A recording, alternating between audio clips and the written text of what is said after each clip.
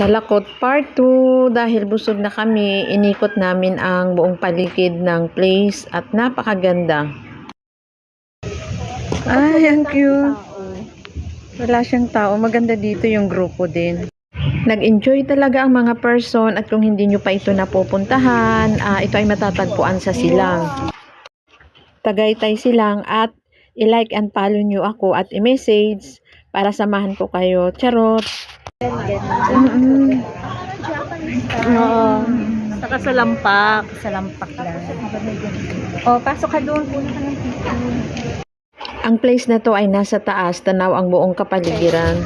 Pero hindi siya bonfire. Effect lang niya.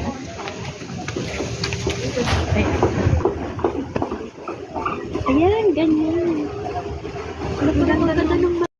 Sa paligid ng bonfire, merong mga tent. Nagmahal, pero mas mahal sa mas mahal sa yun pa meron pa yung tayo. Kumbaga, nag-count lang. Ang galing naman si... Sobrang malamig po dyan, lalo na sa gabi. Paano nyo? Dito naman, dito. Ano na pala to? Nakaready na pala. Ay, video pala yan. No? Kaya mo na. Ano yun mo lang yan siya? Sulit po talaga, busog ka na at nakapamasyal ka pa. Thank you for watching, follow and share. God bless.